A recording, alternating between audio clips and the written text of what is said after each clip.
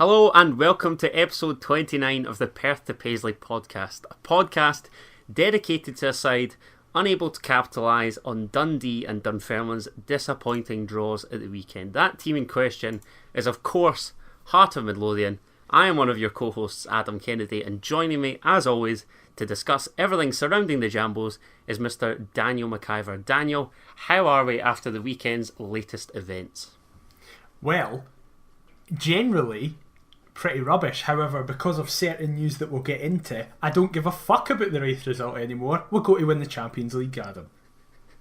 Well, that blind optimism is exactly the reason why I chose you to co-host this podcast, so that's fantastic. Listen, I think I'll feel a lot better once I've given my thoughts regarding Saturday's match at Tynecastle, where Daniel briefly touched on that Hearts were of course defeated by Raith Rovers. But first of all though, just wanted to let the listeners know about the Talk of the Toon project in association with Big Hearts. So, Daniel and I, along with a plethora of other Hearts podcasters, have been invited to take part in this initiative which aims to offer supporters a chance at some respite from the struggles regarding the COVID pandemic. And it's basically an opportunity just to chat with some other Jambos as though they were at Tynecastle or a pub pre-match. The 90-minute Zoom sessions are free to attend and open to Hearts fans who might find themselves socially isolated and in need of that little bit of company with obviously the lockdown restrictions in place. And registration is available from Tuesday the 26th of January, obviously the day of this episode's release, at 7 p.m, prior to the Raith match at Starks Park. So for more info, make sure that you visit bighearts.org.uk.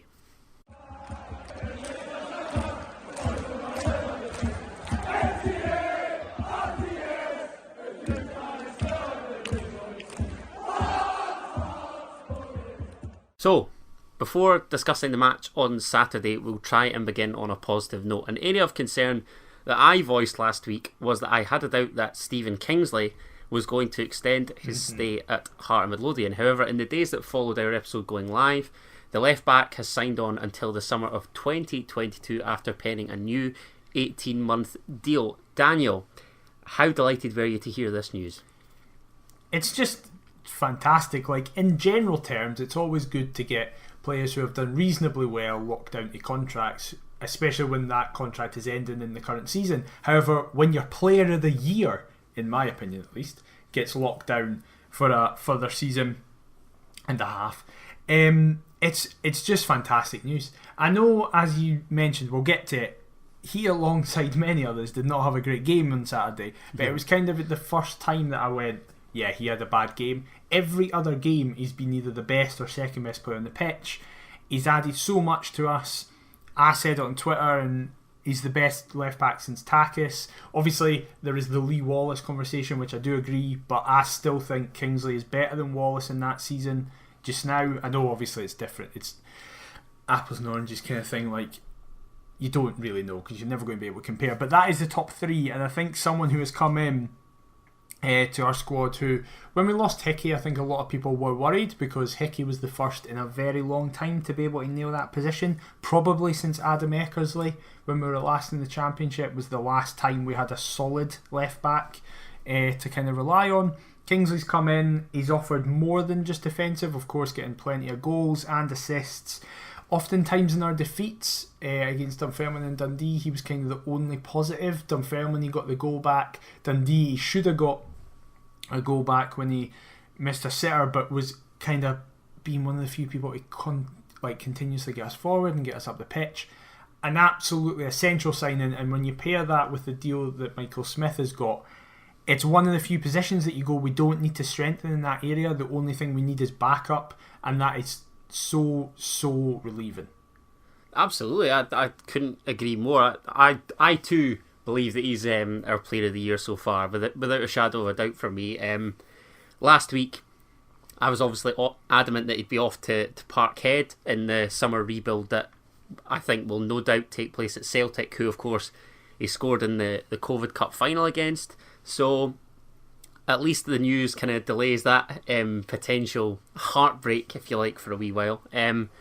He's spoken of enjoying his time here a lot, so I'm glad that can go on for a little longer at least, and I totally agree. I think it's imperative that we'll touch on the full backs later on, but when you're comfortable with obviously both options that we've got either side, I think centrally we still need to improve, but it's still a big boost given some of the dross, like you say, that we've had since Adam Eckersley left the club. So very pleasing. However, we are going to talk about his and the team's dire display at the weekend. Brian McLaughlin had asked Robbie Neilson about the potential Raith Rovers team, given that they were in isolation following the COVID outbreak that happened at Starks Park. Robbie was quoted as saying to expect the unexpected. However, regardless of the team that Raith put out, which was a pretty strong one, did you think that we'd encounter any difficulties at Tynecastle? We'd obviously mentioned a couple decent players in their ranks, but any sort of problems that you had heading into this one? No, I was speaking to my dad the night before, and his main concern was that we're probably not going to keep a clean sheet, which is a bit annoying. I think that was kind of the main worry because, as you say, our Tynecastle form has been the kind of main positive of this season. We hadn't dropped points before the weekend, and every single team that came we'd kind of blown past. We beat Queen of South 6-1, Dundee 6-2, Ayr 5-3. I know that game had quite a few bad moments, however we just blitzed them for 20 minutes again. We've beaten Alloa at home very comfortably 3-0. So I think a lot of people went into that game going, right, this is the easy one. The game away might be a wee bit tougher, however we'll just kind of get this sorted and move on. And I actually think that was the issue, because I think the players had that attitude as well. Sorry, what was that, mate? It's a mentality thing for you? Yeah. I think that's been a common theme sort of in the defeats that we've had so far this season, in that we're essentially, I don't know where they get the arrogance from, because ultimately I think it comes from the fan base. Do you? What? But even as a player, there must be some sort of burden on you with, the fact that we're seemingly overwhelming favourites for the league. But I just don't get it in terms of, I mean, we conceded the second most goals in the Premiership last season, and of course ended up where we ended up. So I don't get it. It's a tricky one. Listen, we've got plenty to discuss, but the team that started the match, obviously, Craig Gordon in goal. The back four was Michael Smith, Craig Halkett, Christoph Berra and Stephen Kingsley. Midfield two in front of that was Andy Halliday and Andy Irving, with Gary Mackay-Stephen and Elliot Freer either side of Stephen Naismith in behind Liam Boyce. That team, on paper, should be good enough to beat Raith Rovers at home, surely. Apart from two positions, that's the strongest team we can possibly field. The two positions being a winger, you're going to say, and centre half. With Berra. However, we didn't really have anybody else who's get. But you know what I mean? Like, yeah, you would go every other position apart from centre half and left winger is first choice. Yeah, I would agree. Does that not then make it that bit more frustrating? Absolutely, and I think it shows that there is still a mentality within some of these players that is just not good enough. As I said, and again, we'll get more into it, so I don't want to really elaborate just now, but it wasn't so much tactically that was wrong, it was more the attitude that was wrong, which led to the result. I think it's partly our attitude and mentality, and also Robbie can't possibly, be held accountable for individual errors. I mean, you're the defensive-minded half of this duo. Let's talk about the first goal. Can you please explain to me? It's an absolute disgrace, because let's be frank, you don't need to have played centre half before to know that it's a disgrace from our perspective. Daniel Armstrong receives it once more after a short corner, sends in a ball which bounces off Liam Boyce and Christoph Berra. Lovely little game of pinball before, obviously, Big Ugu finishes it off with, I will be honest, a smart back heel to deceive Craig Gordon. But we're behind after less than 5 minutes. Surely somebody's got to put a foot through that and just get it to buggery. No? No. I actually disagree. I think this is the one goal that I totally I'm not fine with in terms of I would rather didn't score it, but I understand this one. The short corner should be shut down faster. I'll say that. We didn't really have a man in it, but it's one of those that just, it pinballs in the box, it could go anywhere. Every single player, as you mentioned, Boyce, Halkett and Berra, are all trying to put their foot through it, but because of the way that it works in that penalty area, it's hard to get a proper connection on it when everybody's rushing to the same point. And then I just think it's an incredible finish. I think the wherewithal to be able to do that is fantastic. I don't actually have an issue. Of all things that happened, I don't have an issue with that goal, because that can happen to anybody. You saw it at the weekend with Bayern Munich. Bayern Munich won 4-1, but the one goal they conceded was basically a carbon copy of that. And they've got, for example, David Alaba, one of the best centre-halves in the world, Alphonso Davies, arguably the best left-back in the world, Boateng, who obviously is getting on a wee bit now, but one of the best defenders in the world, and Leon Goretzka, who was arguably their player of the year apart from Lewandowski, all failed to do the exact same thing that our players failed to do. And that's the one goal, if I had to give anything a pass, which I don't want to do, but I'd go, okay, I can at least understand that goal. So for you, what's got to happen more defensively? Just prevent the cross at all costs, as opposed to kind of shut down the short corner, and if it just don't let it get to the point where it's on the ground, because it was in the air for a period of time. Just try and get your head on it. But as I say, I do understand how when it gets on the ground, and it's hard to be able to say, for example, Boyce to go Boyce's, because if he fluffs it, then people would be going, why didn't Halkett shut it down? It's understandable that everybody just surrounds it and tries to clear it, but as a result, because everybody's trying to do that, you can't get a clean connection. Interesting. Well, I actually thought that would be the goal that would irritate you the most. So that's... Oh, no. One of the other goals irritates me obviously, the most. Obviously, there's only one of the other two that comes from open play, so that's given that away. But never mind. Listen, I don't get why we were so lackluster. I just think that first half performance, I would go as far as to say that it's the worst performance of the season so far. Well, I have an even bigger claim. Go on. I think that performance as a whole is the worst we've ever played under Nielsen. Wow. What, as in over the piece, or just... Over his time as manager, both first time and second time. Sorry, mate, I mean the actual match over the piece, or just that 45 minutes? Oh, I see what you mean, sorry. I would say the full 90 as a whole. I mean, the last 20 minutes, in fairness, we did well. It was just for doing it, but we'll get to that. But it's too little too late, isn't it? At that yeah, stage. And it's more the context of it. Because I said that on Twitter, and a couple of people said, no, the Scottish Cup replay in 2016 at Easter Road was worse. And I would say it's not. Yes, I know some people say it's worse because of the implications of that game, but the context of us being in a league we should be walking, Raith having not played in a month, having not trained in 2 weeks, and we're unbeaten at home. The fact that we got for 70 minutes basically outplayed, that's like inexcusable.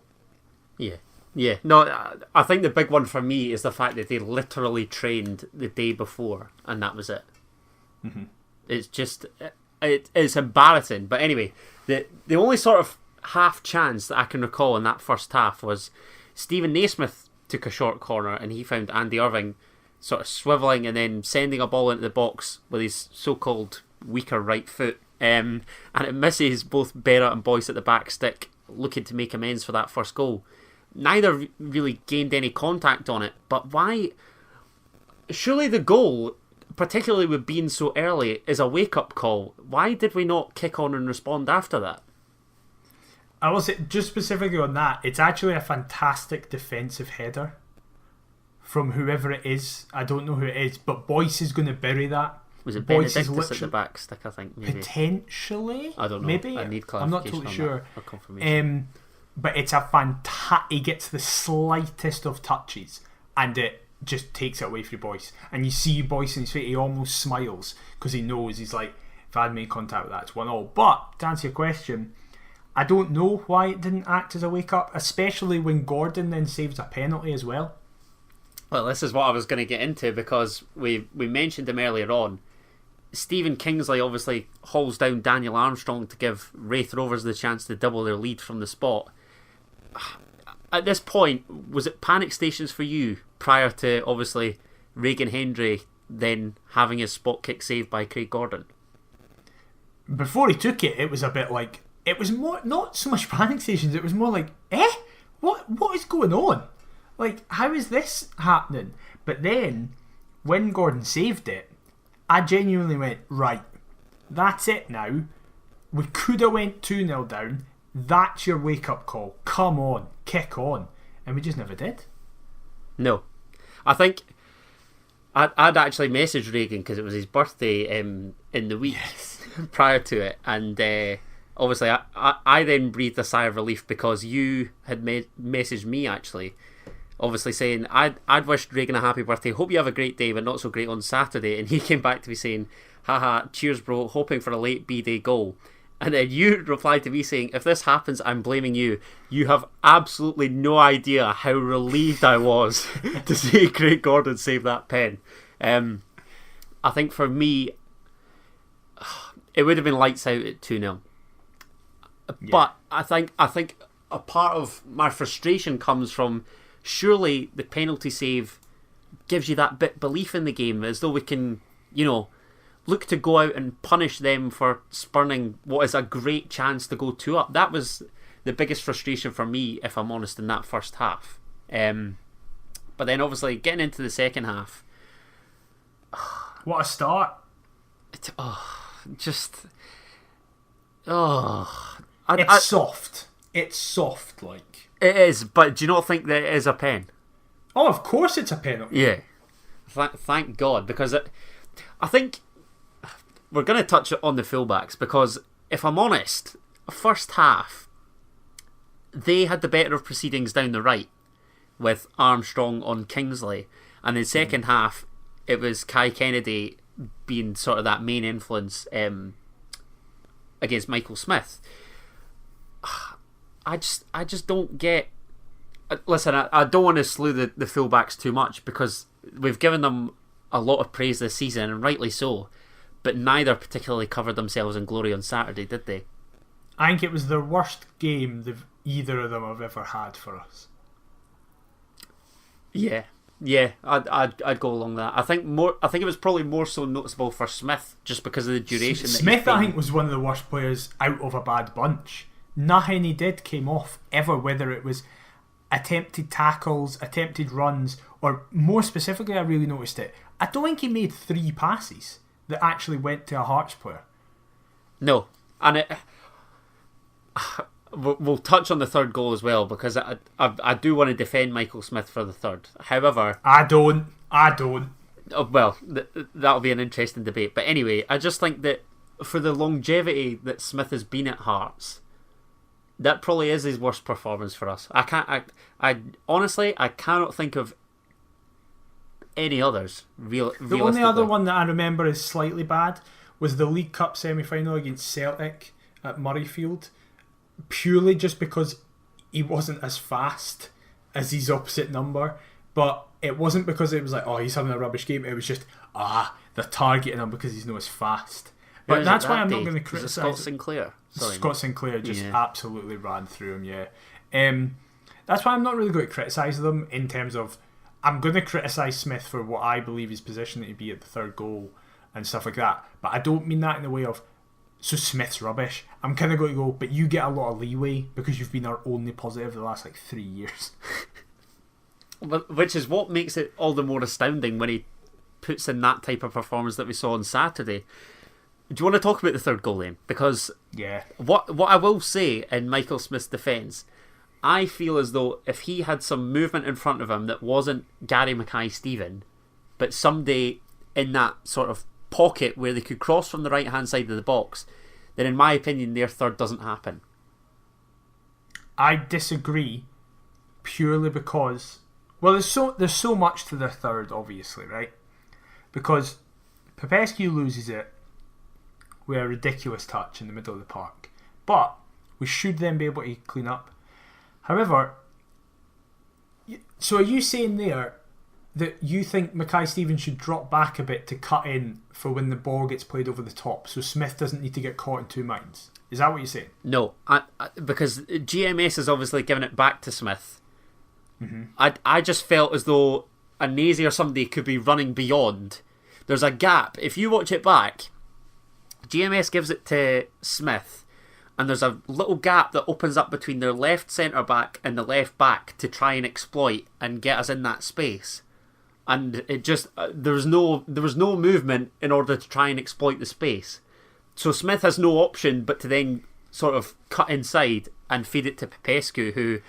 Oh, that's not when I'm blaming Smith. Oh, right. When are you blaming him then? I'm blaming him and Halkett together in the box. All right, okay. Yeah, of course. Sorry, I know what you mean now. Yes, Smith's not at fault for playing it to Popescu in the middle of the park there. No. Yeah, that's... Aye. Because... Well, let's get on to Popescu, because we've both been calling out for him to see him play. His first touch for their third, for a supposed ball-playing centre-back, was absolutely abysmal. And before you know it, Big Manny Duku intercepts, and then they're off on the counter, and then I can see why you blame Smith. Yeah, because Popescu is not the reason we conceded there. He's the reason we gave the ball away in the middle of the park. But correct. Because by that logic, when Andy Irvine loses the ball in the middle of the park and we've got a flat back four, it's actually Andy Irvine's fault that we lost the goal, not the defence's. Yeah, which makes no sense. That would be a stupid argument. The point is, it's a shocking touch from Popescu, right? I don't know what he's doing. I've seen a lot of St Mirren fans say he played really well with him when he was on the right hand side of a 3, and I've actually noticed he's only ever been deployed on the left hand side of a 4. So you think we need a left-footed centre half? Yeah, Stuart Findlay. Thanks for nicking my next target. But so yeah, listen, Popescu's a nightmare. I don't know what he's doing, but the ball then gets played up, and it's Kai Kennedy, isn't it? Yeah, on the left-hand side, it's worked out to you. Yeah. Both Smith and Halkett simultaneously at the very start look to each other and completely try and absolve each other of themselves of blame just by going, right, you cover, but they both do it at the same time. But they don't try and put a foot in, they don't try and step across them. Smith doesn't try and jockey him out to the byline, Halkett doesn't cut across him to then push him outwards. Neither of them do their base jobs that they need to be doing. And I know I was saying there about Sinclair outpacing Smith. Kennedy is faster than Michael Smith, right? I don't have an issue with that. Michael Smith's stronger than Kai Kennedy, though. Craig Halkett is definitely stronger than Kai Kennedy. The fact that neither of them even get slightly close enough to him to cut the ball across is like indefensible. And I know it's a handball, right? It shouldn't stand. He literally punches it into the net. But that kind of doesn't matter. When they've got to that stage, the problems are there anyway. I was about to say, you're asking for it, aren't you? Because Kai Kennedy, as you say there, he's tiny. And even... This is going to sound like I'm having a go at Robbie here, but even last week, we both highlighted the threat that he poses. Or sort of... I did in particular... I think Raith have got a couple decent players, and he, to me, was a great pickup. And I just thought that he did Craig Halkett far too easily. Yeah. And like you say, he then centres for, I think is it Reagan Tumulty, the right back? Yeah, it's Tumulty. Yeah, who then bundles it home. And at that stage, 3-0, it's game over, it's good night, the end. And to me, that just essentially summed up the entire afternoon, that goal, because... Yeah. Going back to Smith, there's no attacking movement for him to play it to. The midfield are absolutely non-existent, got no idea what they're up to. And defensively, oh my goodness, we are absolutely hopeless. And for me, we got what we deserved. And ultimately, that makes the defeat more frustrating. I'll speak about it now because we'll go into kind of the positives with all the air quotations in the world for that. That's the issue I have. See, for me, I'm not even that bothered about the loss. Right? I'll be totally upfront. Yeah, like, remember the Falkirk game last time we were here, where we also, funnily enough, got beat 3-2 at home. And as much as we were poor that day, they were outstanding. Well, no, actually, I was going to say, that game at least you were kind of like, any team would win it. It was end to end, loads of goals, like, both attacking sides were on fire, both defences were pretty rubbish. And you kind of go away for that going, well, we at least played actually alright, it's just that we made a couple of mistakes. You can't say that about Saturday. No, because it's entirely our doing, isn't it? Yeah. Raith didn't out-tactic us. The tactics weren't an issue in that game. They outfought us, they outworked us, they tried harder, they wanted it more. And that's inexcusable. I totally agree. Because ultimately, I feel like I'm going to be repeating myself, but if you're at Hearts this season, you should be proving why we deserve to be in the Premiership. A 3-2 defeat at home to Raith is not proving anything to me other than, as we've touched on, your mentality's weak. It's sort of... You're arrogant for a Christ knows what reason, because we're here because we deserve to be, ultimately. Certain individuals are arrogant, I would say. I wouldn't say the whole team as a collective is arrogant. But we've got a couple big time Charlies that maybe ought to have a wee look in the mirror and think that they're, or rather they think they're better than they actually are. Yeah. It just... I honestly, I really don't know what to say. I'm just so frustrated. Given, I don't even know.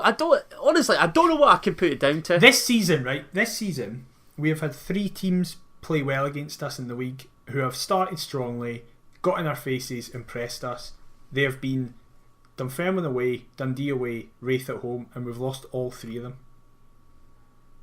Jesus, I mean, it just. What do you think these defeats are down to? Because it can't be personnel. Surely we've got better personnel. I think we do, of course. I wouldn't take a single Raith player in my team ahead of anyone in any of their positions. Maybe starting 11, I'd rather have Kai Kennedy ahead of Elliot Freer.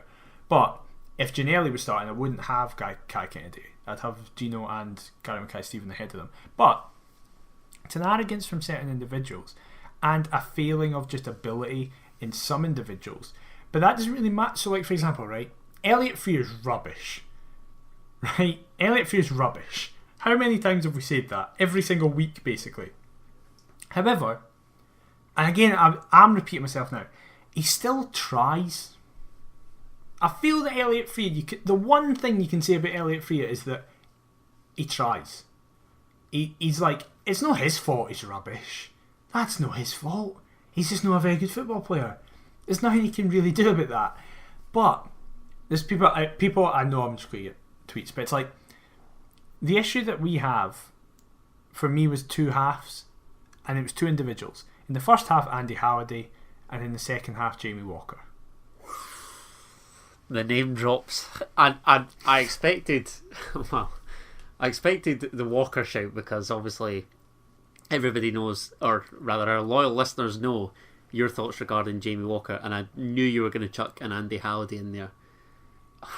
What do they offer? And also, and I don't mean this from like a technical ability, because I know that on his day Jamie Walker can be good, right? And I know that Andy Halliday has played at the highest level hundreds of times, right? But when Andy Halliday got subbed off, he absolutely launched a water bottle into the stand out of anger, frustration, either at himself, at the result, the team performance, or the fact he was subbed off. We will never know that. But my point is, with Halliday specifically, where was that for the 60 minutes that you were on the park? This is the big thing for me, because I think if we are playing this 4-2-3-1 for the foreseeable, and we're giving Andy Irving the license to essentially roam, pick out passes, do his thing in order to get us into the final third, then we need that bit of bite and protection in front of the back 4 in essentially what will be his partner. Andy Halliday doesn't offer us that, where I thought he could. Which is mental, because he doesn't offer anything else. That's the only thing Andy Halliday should offer, is a tough tackling prick who just gets in folks' faces and is winning the ball back and riling up the opponents. But all he actually does is just go, I'm playing shit. I'll get in an argument with somebody so it looks like I'm doing something. But the issue with Saturday was Raith just put a man on Irving. That's all they did. I don't know who it was. I can't remember his name. But their centre midfielder was clearly just told Mark-Andy Irving. Now that's a compliment to Irving that he's been identified at such a young age to be such a crucial part. But what that means is Andy Irving, who actually played well, I thought he had a good game, but he was limited because he had a man on him at all times. So what that means is his partner, whoever that be, and it was Andy Halliday, needs to go, right, he's got a man on him, I now need to be the guy who's running the midfield. See, if that was Scott McGill, I'd understand if he didn't do that, because he's a really young guy who's never been in that situation before. Inexperienced and whatever. Absolutely. Yeah. He doesn't have the wherewithal in the game yet to do that. And all you would say is, listen, we had two young guys in the middle of the park. The better one was identified and they kind of abused that. You take it as a learning experience. He'll know what to do next time. Andy Halliday, how old is he? 30?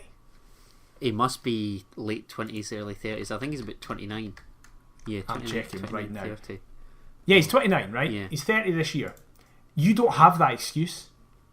No. You should know to go, right, I need to grab this game by the balls now. And he's not done it once for us. Yes, he's sometimes played a nice pass here and there. He's maybe been involved in a nice move. That's not what you're here for. We've got a better player to do that in Andy Irving. Your job is to be the tough tackling ball winner, because Herring isn't at full fitness yet, and when he has been, he hasn't looked as good. He's been the worst signing of the season, in my opinion. Halliday rather than anyone else. Yeah, because Frears at least scored goals. Roberts hasn't played as much, so hasn't influenced the team as much. Halliday has played almost every game he's been fit for, and it's a good performance. And I guess we're expecting more from Andy Halliday. I mean, this was a signing that, I'll be honest, I was obviously a big advocate for. Because, like I say, I just thought that he'd give us that bit of bite and a bit of nastiness that we need. But and that's justified. You are justified to think that, because that's what he's built his career on. Of course. But I think the weekend, and certainly the defeats that we've had so far in the league, suggest that we've got a bit of a team of nice guys. And yeah, I don't want to sort of focus elsewhere, but the Tottenham Hotspur documentary, if you haven't seen it on Amazon, was a brilliant watch. Yeah. And Mourinho said it himself. Jose Mourinho said, nice guys never win. And I think we need a nasty bastard in the middle of the park. Do you know who we need? He ultimately should have been, but isn't. Sorry, we need 2014-15 Prince Barabin. I was thinking back even further than that. Who did I have in my head the other day when we were discussing this? Oh, we need Phil Stamp. No, Phil Stamp could probably get a game. I thought even somebody like, I know he was a dreadful footballer, but he did have a job and was effective. Somebody like an Adrian Mirovic type. Yeah. Even somebody like that. A guy that doesn't steal the headlines, but just lets Irving go and do his thing, because he's... Actually, someone who I thought was always underappreciated and never got the respect he deserved. We need Perry Kitchen. Perry Kitchen? That's an interesting shout. Because he was, in my opinion, he was like Michael Smith in terms of, you were never going to get 10 out of 10, 9 out of 10 performances, but you were never going to get below a 5. Because he just did his job. His job was no nonsense, it wasn't spectacular, it wasn't raking Hollywood balls to the other side of the pitch and scoring the last minute winners. It was just somebody who sat in front of the back four, broke up the play and recycled it to a more creative midfielder. He was a bit too American for me though, eh? What the fuck does that mean? No, just like a bit, I don't know, a bit sort of happy clappy, and I don't know, the Yanks are a bit... He wasn't like that on the pitch though. Do you not think? No, he was tough tackling. I saw a stat that it was like, I don't know. On average he would win 3 out of 4 challenges or something like that. Is that right? 75% If something of his chances? because he didn't play that many games, so that stat looks better than it actually is, right? But and what I said about Brabham was because do you remember that home game against Dumbarton when we won 5-0 first time around? There was a moment in that game when we were 2-0 up. They were starting to come into it a wee bit, and you were kind of like, oh, don't know what's happening. Come on, let's just get another one. A guy stepped across Brabham, and Brabham just stamped on his knee. And the guy went ballistic, got up in his face, and got booked. And he was their equivalent. So he couldn't then impose himself in the game as much because he was worried he would get sent off. 10 minutes later, we were 4-0 up. It's funny, the little sort of extracts that you take from certain games. How on earth did you remember that? Because I looked it up the other day, because I was thinking about how much we need a Brabham type. Like, because I just remembered they had a few... Because Gomez and Brabham in the Championship was like one of the best midfield partnerships I've ever seen as a Hearts fan. Yeah, agreed. And we've never replaced it. Not even with your Doom or whoever. No, because we never had the other one. I suppose, yeah. We only ever had one. And there was me thinking you'd bring back sort of, I don't know, a request for like a Wacky Madao. I was just about to say Wacky Madao as well. He would be class with his massive thighs. He would be class.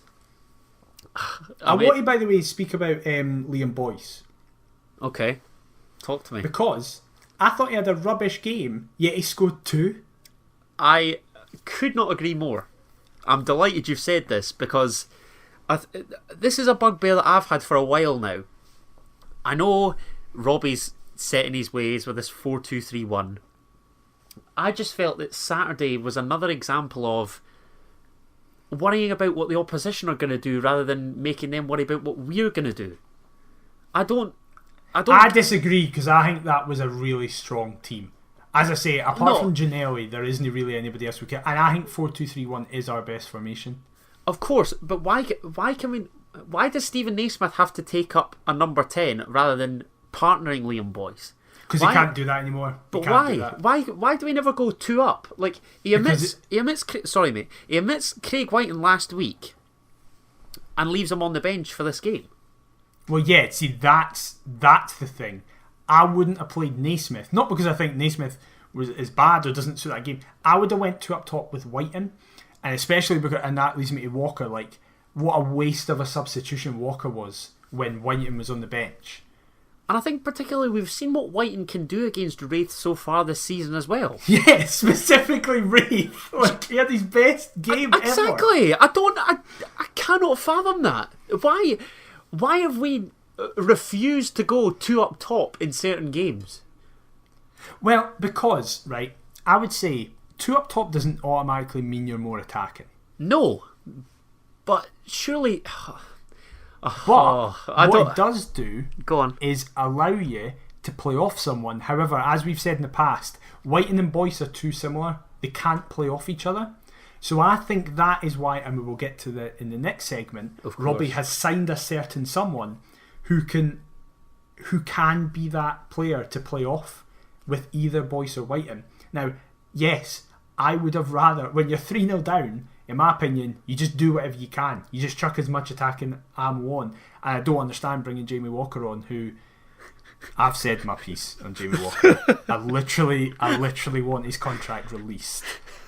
But even just from a footballing perspective, why would you not bring on Whiten, who, as we've just said, has been class specifically against this team, specifically in this ground?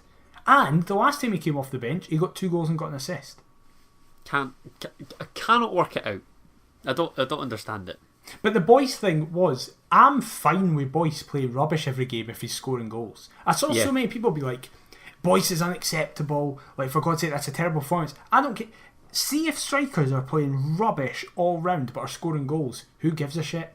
How often did Rudy run about the place and look busy?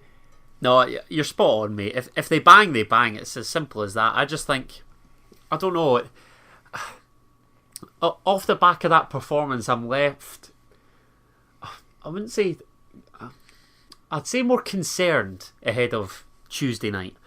We're not going to win. No. I don't think we are either. Because, well, this is the thing. Robbie said prior to the game that these two games against Raith would be very different. We'd be looking to take max points from. That's 1 down and 1 loss. So what are you anticipating on Tuesday night, given, obviously, you've made your feelings known about artificial surfaces as well? So, what team would you like to see us go with? Because I see a lot of... Well, I say a lot. I saw a particular sort of suggestion on Twitter say that we go 3-5-2, which I know you've obviously been sort of... Mm-hmm. You've been blowing that trumpet as well. I'd like a 3-5-2. Could you see that? Do you think you'll go with that? No. I don't think he will, but I'd quite like to see it. I'd like a 3-5-2 of Kingsley, Halkett and Smith, and then Gino, Gary Mackay-Stephen as the wingers. I don't want it to transition into a 5. Oh Christ, I just no. want it to stay as a 3-5-2 the whole game. Me.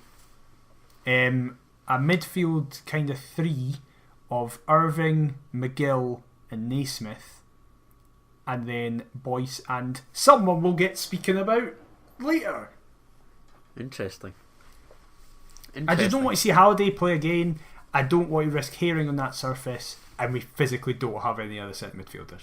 Oh well, that essentially answers the questions that I was going to throw to you there. So Scott McGill just in from the cold. Yeah, he's been great. He's played 2 games. He's been great. No, both of them were on artificial surfaces as well. Listen, he can't be any worse than some of the dross that we've seen so far from centre mid. Do you think? Obviously, I've voiced my concerns regarding centre half. What is the problem position for you? Centre mid as opposed to centre half? No, centre half is the main problem. I have a stat here. Go on. So obviously we're speaking about getting strikers in when a lot of people are saying we should be getting centre halves in. So it's like in 2014-15, after 12 games, we had scored 33 goals. Right? This season, after the same amount of games, we've scored 35 goals. So we're actually currently outscoring where we were last time. It's just defensively, isn't it? However, in 12 games in this season, we've conceded 17. Was it not something like 6? 14, it was 15? 6 in 14-15. That's ridiculous. It's crazy. And 14-15 was, in my opinion anyway, a stronger championship. Oh, of course it was. In that time, we'd been away to Ibrox and at home to Hibs. Jesus. And only conceded 2 across both those games. So a third of our goals conceded actually came in the opening 2 games. So what? Oh, you've touched on your want for a 3. I take it Craig Halkett's your outstanding centre half. Yeah, but that's not saying much, is it? No, well, this is what I wanted to get on, because to me, what I can't seem to understand is I couldn't help but notice Livingston's exploits at the weekend, and obviously Craig Halkett was immense for them as part of a back 3, with obviously Declan Gallagher and Alan Lithgow either side, whatever. Why have we not... Think of what you're trying to say here. We've obviously brought in Popescu in an attempt to be his partner in the absence of John Souttar. I don't want... I feel like I'm writing Popescu and Berra off already. Yeah. And I like Popescu because he tries. He was literally bleeding enough. And getting annoyed. In this team, in certain individuals it is. I'd rather have Popescu in over Berra every single game.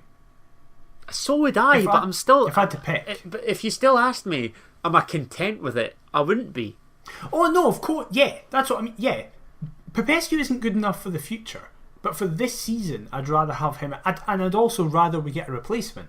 But if we don't get a replacement, I'd rather have Popescu because I don't think he has an attitude problem. I don't think that's the issue with Popescu. It's like Freer. Popescu tries really hard, he's just not very good. But I'm not going to get annoyed at him for that.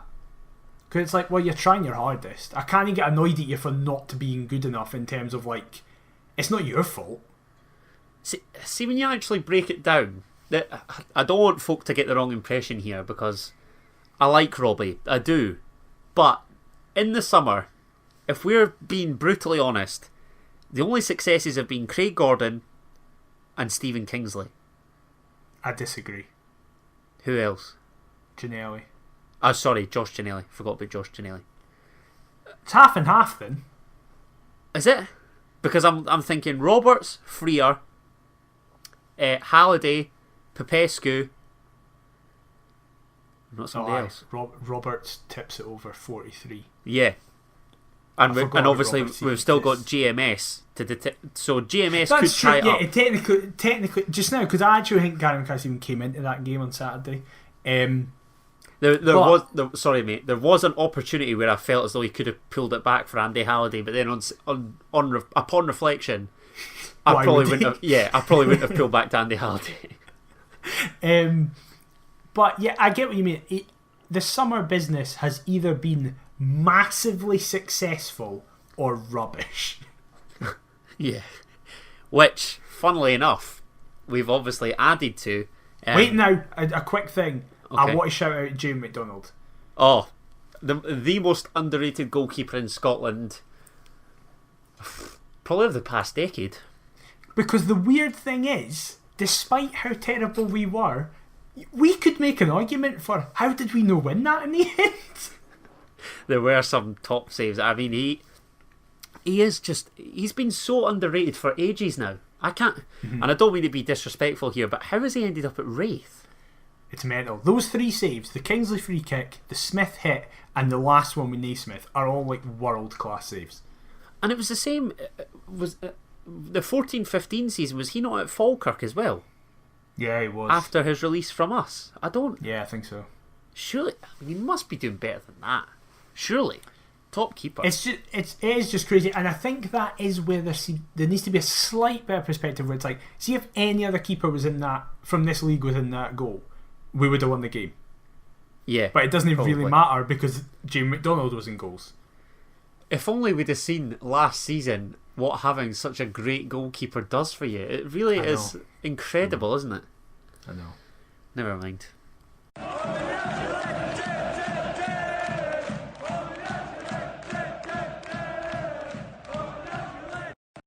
But anyway, as I was going to touch on, one player that could be in line to make his debut in Kirkcaldy for the next Raith Rovers match is new striker.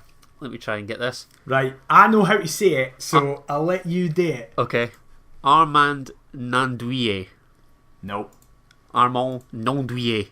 How about that? Bit of Francais. No, you're still missing a very important letter. Go on then, give us it. There's an L.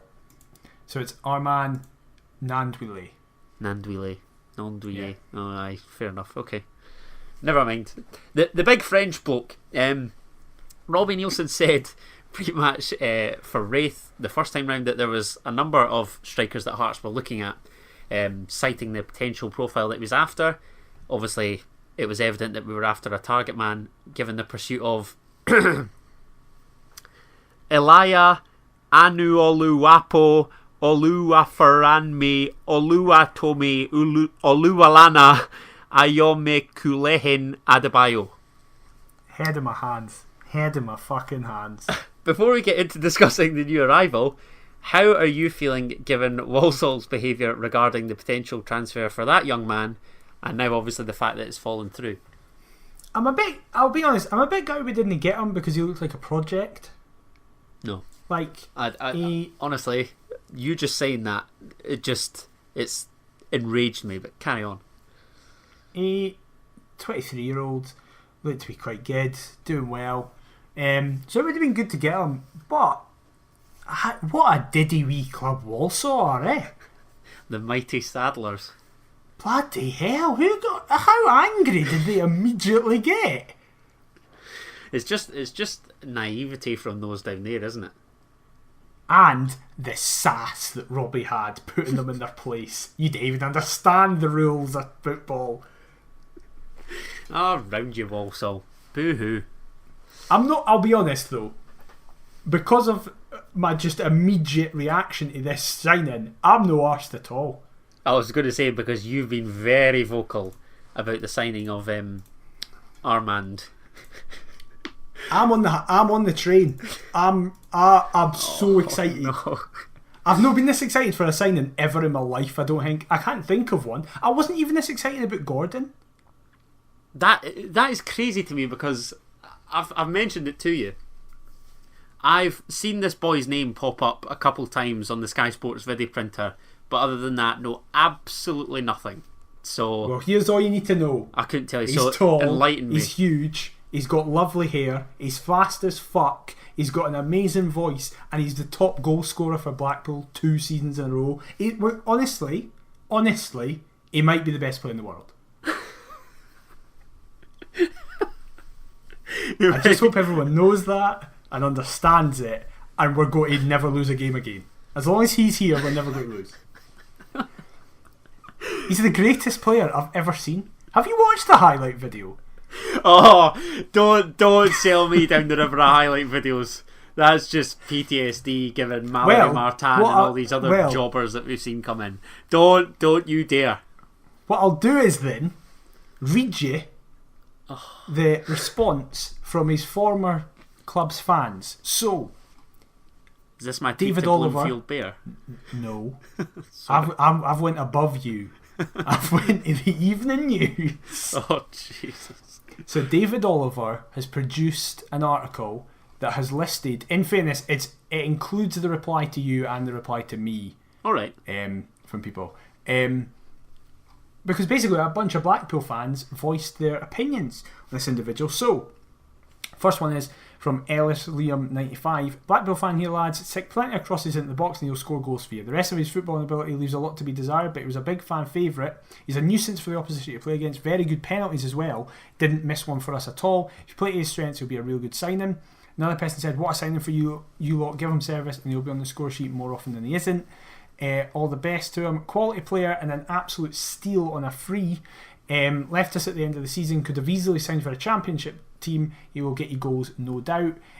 Come back to this tweet from Chris BFC 1996. He will easily grab double figures by the end of this season. Be keeping an eye out for Hearts results now. And as we were speaking about just before we went on air, Sunderland were reportedly interested in him, and Sunderland reporter Phil Smith, who works for the sister title of the Evening News Sunderland Echo, went, some signing for Hearts. More than a few League One clubs would have been all over this if not for the salary cap. He will be absolutely fantastic for them, no doubt. Well, that is very encouraging, because I too had obviously seen links to a plethora of English teams, which had left me intrigued. The salary cap, that just goes to show what a game changer this could actually be for us then, doesn't it? Because Bristol Rovers, Sheffield Wednesday, Middlesbrough, and obviously you touched on them there, Sunderland, all seemingly had varying interest in the new number 9. So you saying about getting crosses in for him, I beg he's not starved of service. Well, we've now got Giannelli and Gary Mackay-Seavey to whip balls into him. I suppose, rather than the jobbers that we've this had. is my point, right? See if he comes in and doesn't score a goal all season, I'm fine with that. If, don't anybody clip that out of fucking context, if he allows Boyce or Whiten to get the ball into their feet more, if he acts as, so basically, I was going to bring this stat up with Adebayo because I thought we were going to be getting him. However, when Giroud, where was he at again? Hold on, what was Giroud's first French team again? Montpellier. I was going to say Montpellier is where he won the league, but yeah. So at Montpellier, Giroud had a 1 in 5 games scoring record.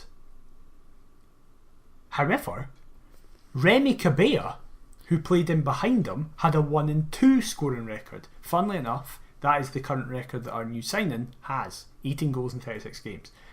Unbelievable. He's got to rival Ronaldo. However, to the point, Giroud then was bought by Arsenal because they chose him rather than Cabella, and Cabella went to my wonderful Newcastle and was shit. But Giroud went on to do very well because Wenger said that he wanted a striker, because at that time he had Robin van Persie, and he went, I've got the goals, I don't need a striker to get goals, I need a striker to create space for Robin.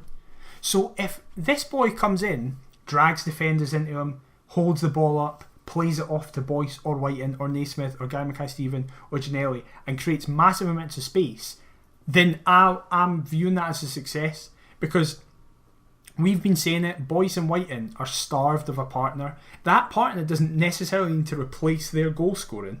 He just needs to add a partnership. Yeah, and listen, like you say, we both, I think, mentioned a target man ages ago, so it's nice to see that the club are listening to us. Anytime they want to get in touch, we can supply the details. That's cool. But I think that's going to happen with Marantz and Walker.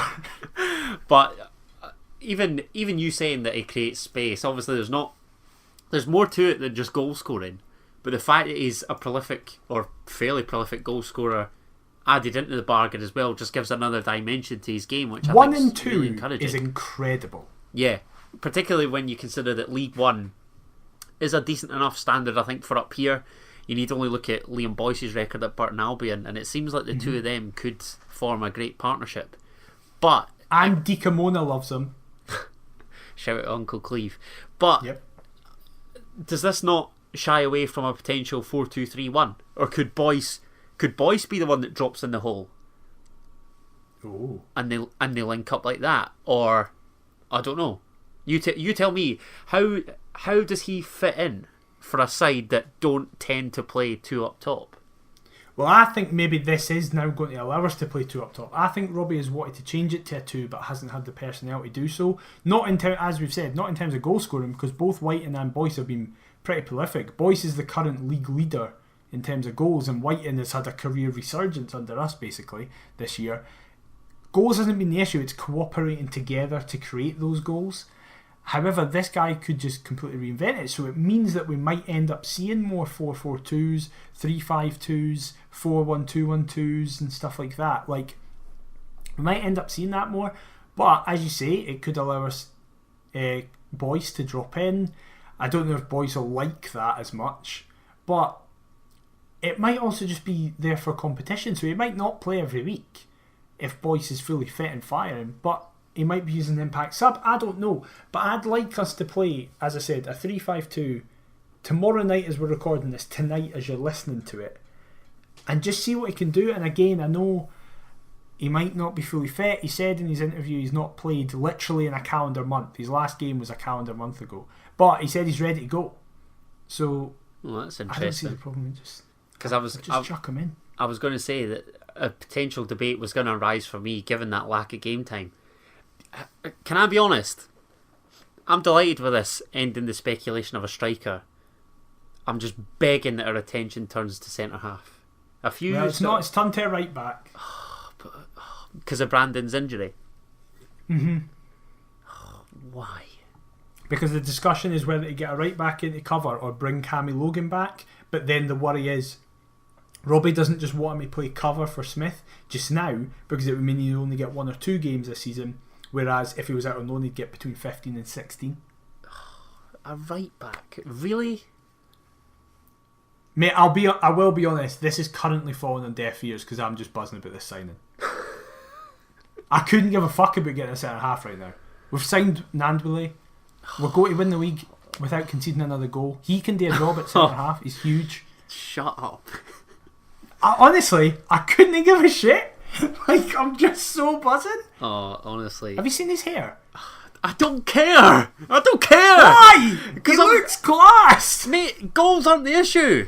Or scoring goals aren't the issue. It's at the back. We had a car crash at the back. What if this unlocks us? What if this unlocks it and everybody gets more confidence and then we start becoming a free-flowing attacking team that doesn't concede? We become fucking Pep Prime Barcelona with this young man.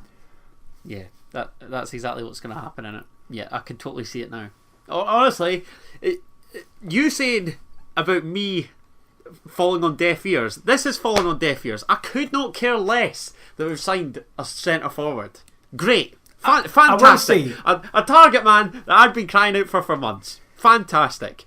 Sign a centre half to partner Craig Halkett, please. I will say this.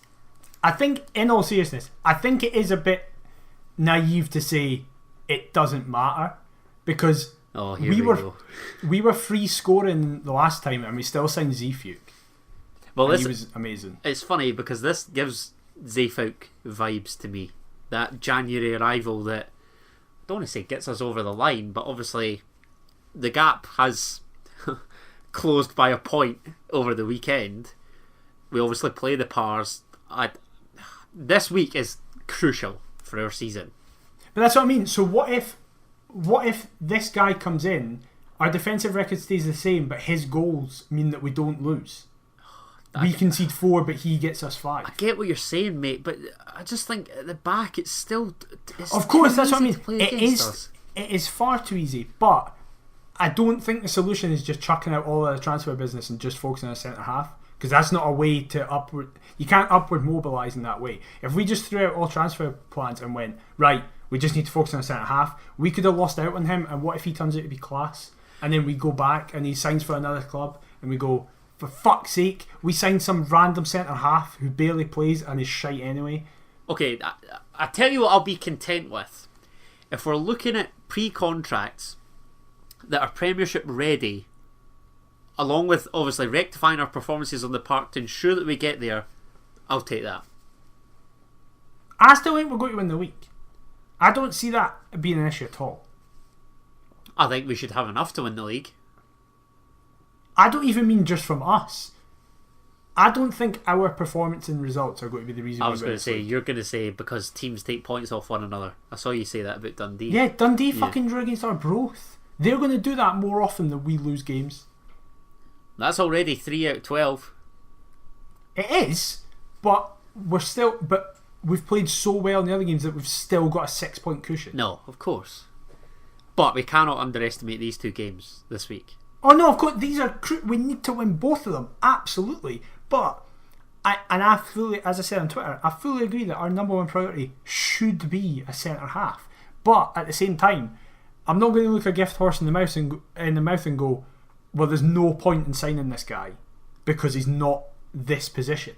It's like, well, no, we should have the wherewithal and the scouting ability to go, well, no, we'll get him in and this individual in. No, that's fair enough. Like maybe the pre-contract route is the one that we'll go down. Maybe it's a good shout. Like for example, you mentioned it last week and I mentioned it earlier. Like Stuart Findlay, we could get him on a pre-contract and not announce it, like we did with Halkett. Yeah, we got Halkett in January, and didn't announce it, kind of out of hospitality to Livingston until there was nothing left to play for in that season. I was about to say, and then it's a little sort of bonus because it's.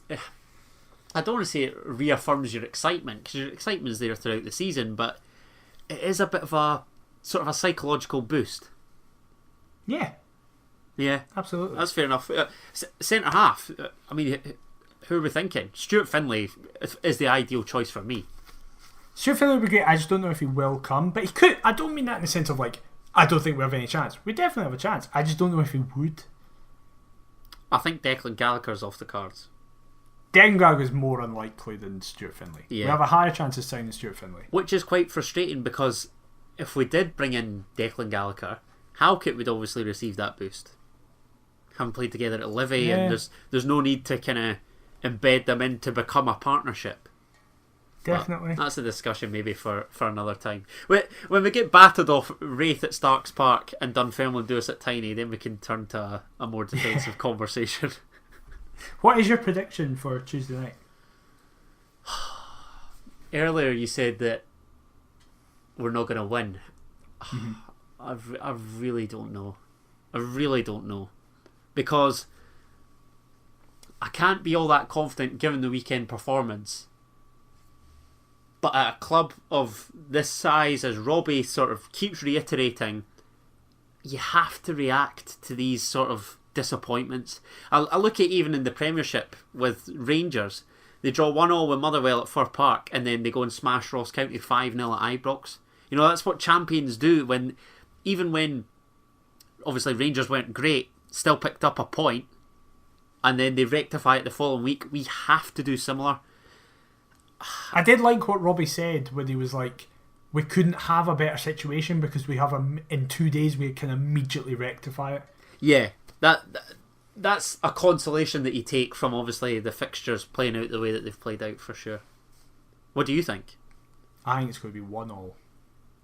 Who'll get our goal? Boys. Interesting. And for them? That Dooku. Big Manny Dooku. Aye. I can sort of see a draw as well. Our record at Starks isn't too bad though. Well, by the way, I will say this, Mr. Laurie Dunsire, because I know you're listening.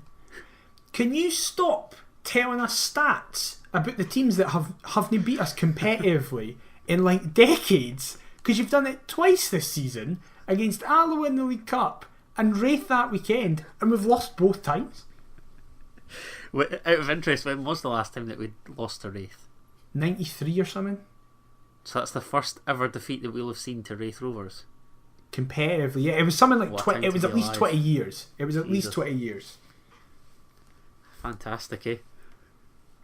Absolutely loving life. But massive thank you to everyone who's listened. We've actually managed to drag this out as long as we normally did. We were worried that we didn't have much to speak about. Did you remember the dismal performance that Hearts have turned out at the weekend? So cheers, lads. Exactly. So, massive thank you for listening. Before we finish up, again, just to remind everybody, the Big Hearts Talk of the Toon initiative, in the description of everything is all the links you need to go to. However, if you can't see the links or if the links aren't working, just go to Big Hearts' Facebook, Twitter or their website. Sign up by Wednesday at 7pm. Tuesday at 7pm, sorry, is when they start. So when this podcast goes live, 2 hours after that, 7pm on Tuesday to sign up. The first slot is Wednesday at 7. It is myself and the man I just mentioned, Laurie Dunsire. Fridays is 7 and it is the representatives from We Have No Cares and This Is My Story, and then we're going to have more as the weeks go on. So yes, Big Hearts, sign up, Tuesday 7pm, get involved. I've just punched my desk, I'm so passionate about it, that really hurt. But we are at Perth to Paisley. We can get us on all the social media at Perth to Paisley, including YouTube and all other good podcast platforms. Please leave a review on your platform of choice, as it massively helps with the algorithms and getting us listened to by more people, because you need to know that Jamie Walker's rubbish and we need a new centre half, because everybody needs to know that. Adam, where can they get you on social media? They can get me at Adam T. Kendo on all the socials. And yourself, mate? I am at McIver Mark. We will be back next week to discuss the Raith game, the Dunfermline game, how our new best sign in the world has done if he is featured, and how rubbish our defence has been. We will see you all next time. Keep the faith! I'm on the JTs!